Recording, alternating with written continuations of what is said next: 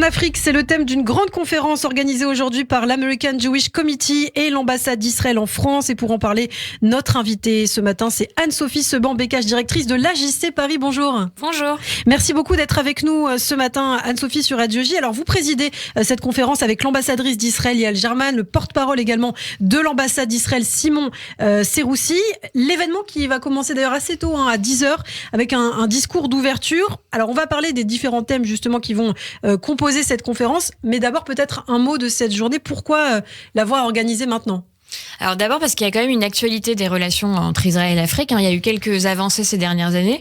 Israël a normalisé ses relations diplomatiques avec plusieurs États, avec le Rwanda, la Guinée, le Tchad, la République démocratique du Congo, mais aussi le Soudan, très important, et le Maroc. Donc il y a vraiment un momentum qu'il s'agit évidemment d'encourager. Il y a un vent positif et il y a un contexte positif qui est aussi lié, je crois, aux accords d'Abraham, plus largement à cette normalisation des relations entre Israël et de nombreux États avec lesquels les relations étaient compliquées, parfois hostile. Donc c'est le moment de ce point de vue-là, et c'est le moment aussi du point de vue africain, parce que ce qui se joue aujourd'hui, ce qui se jouera en Afrique, ça se joue maintenant, et si on veut y jouer un rôle, il faut commencer à y réfléchir. D'autres sont déjà très investis, la Chine, la Russie, les États du Golfe sont très présents. Un habitant sur 4 en 2050 sera africain. Les équilibres vont être bouleversés par ces changements. Le PIB de l'Afrique va être multiplié par 5 aussi d'ici 2050. Et voilà, et ça se joue maintenant si on veut y jouer un rôle, et il faudra y jouer un rôle dans les années à venir. Et donc important d'organiser justement cette conférence aussi pour parler de la place d'Israël sur le continent africain. Israël est de retour en Afrique, c'est ce qu'avait dit Benjamin Netanyahou lors d'une tournée en 2016 justement à l'est du continent. Alors Yair Lapid, le ministre des Affaires étrangères, va prendre la parole lors de cette conférence, par visioconférence évidemment, il ne pourra pas être présent à Paris. Il y aura également des anciens ministres, des ambassadeurs de différents pays africains et puis des dirigeants de start-up. C'était important de les intégrer aussi. Oui, bien sûr, parce que les relations entre Israël et l'Afrique, c'est plus non plus celles des années 60 qui étaient essentiellement fondées sur l'agriculture, et c'est un des secteurs clés, bien sûr, de ces coopérations, mais aujourd'hui de plus en plus sur les nouvelles technologies de manière plus générale, les télécoms, le numérique, etc., où Israël est en pointe, on le sait, sur différents sujets, et où elle a beaucoup à apporter aussi à l'Afrique, et entend développer l'écosystème de start-up africaines, l'encourager dans divers domaines. Forcément, quand on parle de start-up, on fait référence aux atouts d'Israël pour la croissance économique en Afrique. Alors, vous l'avez dit, à l'époque, il y avait l'agriculture, il y a toujours la gestion de l'eau aussi, la santé, on pense aux années 60, c'est le MACHAF, par exemple, qui avait envoyé une équipe mobile lors du virus Ebola en Guinée, en 2014. Oui, tout à fait. Et c'est vrai que c'est ces secteurs-là qui demeurent clés. C'est-à-dire que l'agriculture, c'est vraiment le secteur sur lequel s'est fondé les premières coopérations entre Israël et le continent africain. Pourquoi ? Parce que Israël a ce modèle unique qui fait que pour assurer son propre développement, il a dû développer des techniques et des technologies adaptées à son contexte, à un climat désertique, à un territoire étroit, etc. Contexte qui est similaire à celui de beaucoup de pays africains, et donc à développer des technologies particulièrement adaptées aux pays africains. Et c'est pour ça que dès les années 50, dès les années 60, les pays africains se sont tournés vers Israël pour ce partage de savoir-faire, notamment dans la gestion de l'eau, vous l'avez dit, le goutte à goutte, qui est une technique hyper adaptée à des contextes africains. L'entreprise Netafim, qui est le leader mondial sur ce sujet, est très présent en Afrique. Et évidemment, aujourd'hui, ça s'est diversifié. Il y a d'autres secteurs qui sont concernés. Alors le numérique, effectivement, les nouvelles technologies, l'intelligence artificielle. Quels sont par exemple les dirigeants de start-up qui seront présents ? Qu'est-ce qu'ils vont nous présenter ? Alors on aura un des leaders de Google en Israël, qui s'occupe en fait des startups chez Google, et on sait qu'il y a des projets de développer des incubateurs de startups sur le continent africain, et c'est intéressant que ça vienne de Google Israël, et ça prouve ces liens importants. On aura aussi un fonds d'investissement nigérian, mais qui a ouvert son premier bureau à l'étranger en Israël. On aura son représentant en Israël, et qui là aussi a pour objectif d'investir dans des startups africaines, dans les premières licornes venues d'Afrique. C'est-à-dire celles qui lèvent plus d'1 milliard de dollars, c'est ça ? Exactement. Preuve aussi du dynamisme de ce secteur-là, en tout cas naissant en Afrique, et de la volonté d'Israël d'accompagner ce mouvement, parce qu'elle-même est assez en pointe sur ce thème-là. Alors il y a un autre domaine dont on n'a pas encore parlé, c'est la sécurité, puisque Israël tient une place cruciale dans la lutte contre le terrorisme, et le continent africain peut aussi profiter du savoir de l'État hébreu.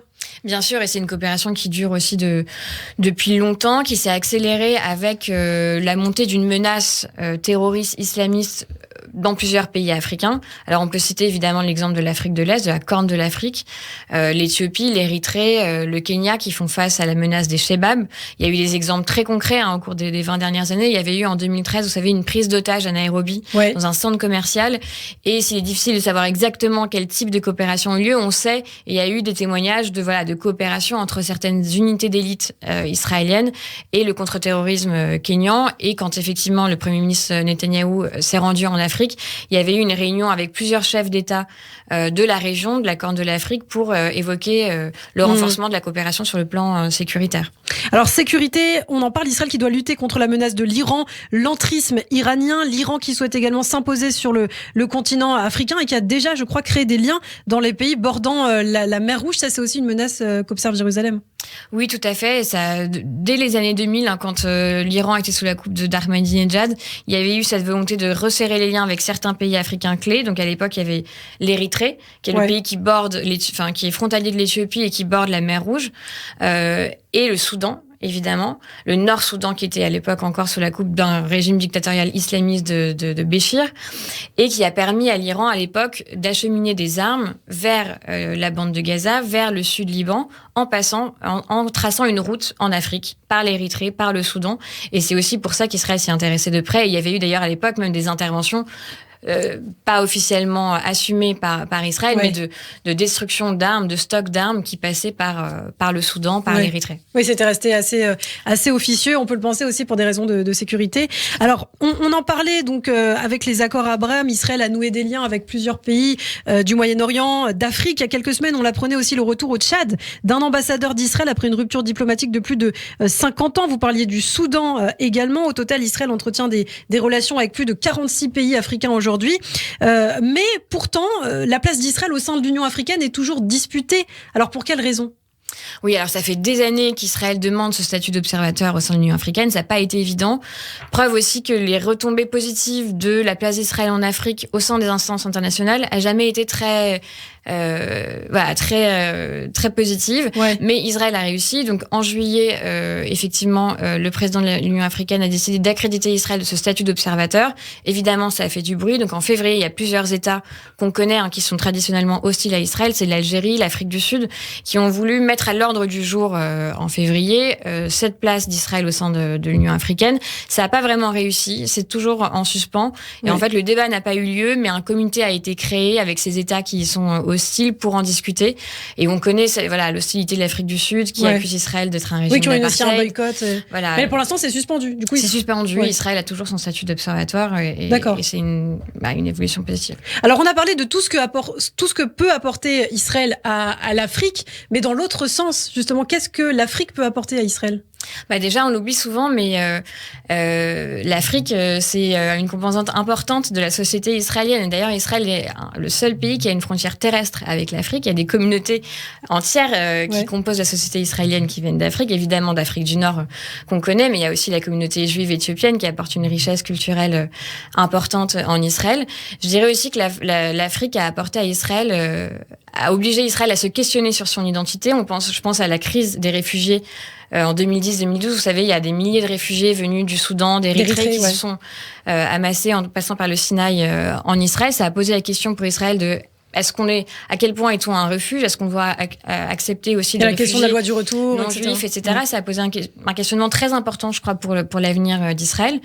Et ensuite, je pense que l'Afrique offre à Israël la possibilité de redorer son image et d'offrir au monde, de montrer qu'un modèle différent est possible de coopération entre États du Nord et États du Sud. Parce que ce qu'on sait moins, c'est qu'effectivement, Israël était perçu par les pays africains pendant longtemps comme un modèle de pays décolonisé, qui a réussi sa décolonisation du joug britannique, à un moment où les pays africains voulaient aussi se défaire du joug colonial, alors qu'aujourd'hui, Israël a cette image très forte d'État colonisateur. Et je crois que l'Afrique apporte cette possibilité-là et qu'Israël devrait investir davantage pour montrer ce qu'elle fait en Afrique de positif et dont d'autres États pourraient s'inspirer d'ailleurs. Alors, il y a beaucoup de thèmes donc qui vont orner cette conférence. Est-ce que la technologie est le seul moteur des relations entre Israël et l'Afrique? Je crois qu'on a répondu à cette question, Anne-Sophie. Et peut-être pour terminer, je crois que cette conférence va être conclue par la présentation d'une galerie d'art, c'est ça, de différents artistes israéliens et africains? Oui, tout à fait. C'est vrai que c'est effectivement un des secteurs de coopération qui est intéressant. C'est le domaine culturel, on l'a cité. Il y a beaucoup de musique africaine qui se développe en Israël, de mélange d'influences. Dan Rachel, le groupe qui a souvent fait des mix. Exactement, des mix avec des chanteuses éthiopiennes, mais pas que d'ailleurs. Et puis on pense aux communautés juives éthiopiennes, mais il y a d'autres communautés en Afrique qui se réclament d'origine juive ou hébraïque, et ça crée un brassage culturel hyper intéressant, et c'est ce qu'on va essayer aussi d'offrir et de présenter aujourd'hui. Eh bien, Israël de retour en Afrique, c'est le thème de cette conférence organisée aujourd'hui par l'American Jewish Committee. Merci beaucoup Anne-Sophie Seban-Bécache, directrice de l'AJC Paris, et à très bientôt sur Radio J.